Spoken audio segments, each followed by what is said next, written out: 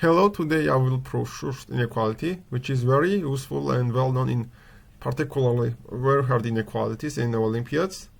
This tells us that if we are given three positive integers a, b, c and positive n, then a to the n times a minus b times a minus c plus b to the n times b minus c times b minus a plus c to the n times c minus a times c minus b. This number will be always greater or equal to 0.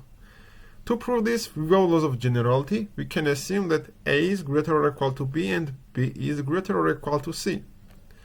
Now look at all these terms. The first one will be clearly positive because both a minus b and a minus c are greater or equal to 0. So the whole product will be also greater or equal to 0. The similar thing can be proved for the last one because c minus a is less or equal to 0 and c minus b is also less or equal to 0. So the whole term will be greater or equal to 0. And the only negative term will be the second one because we know that b minus c is greater or equal to 0 and b minus a is less or equal to 0. So the whole product will be less or equal to 0.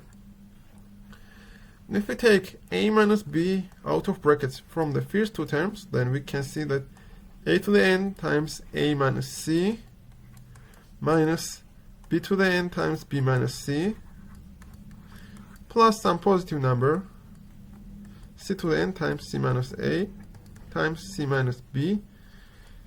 This must be positive number, not negative. We will prove much stronger version that a to the n times a minus c will be always greater or equal to b to the n times b minus c.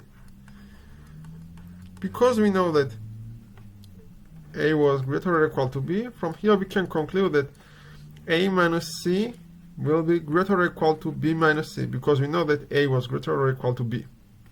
Similarly, we can see that a to the n must be also greater or equal to b to the n by using this property. So we have proved that a to the n minus a to the n times a minus c will be always greater or equal to b to the n times b minus c because of these two inequalities, because a was greater or equal to b and a minus c was also greater or equal to b minus c. So we have proved that this term is non-negative itself, and if we multiply this by a minus b, which is also non-negative, whole product will be also non-negative. And in the previous case, we have seen that c to the n times c minus a times c minus b, this number was also non-negative, so their sum will be also non-negative, and we have proved this inequality. In most of the cases, we will meet the case that n equals 1. So a times a minus b times a minus c plus b times b minus c times b minus a times c times plus c times c minus a times c minus b will be always greater or equal to 0. And in most of the inequalities, we don't see such factorization, but the most widespread is a cubed plus b cubed plus c cubed plus 3 times abc. This number is always greater or equal to a square b plus b square a plus c square a times a square c, then b square c times c square b. So cyclic sum of a square b's.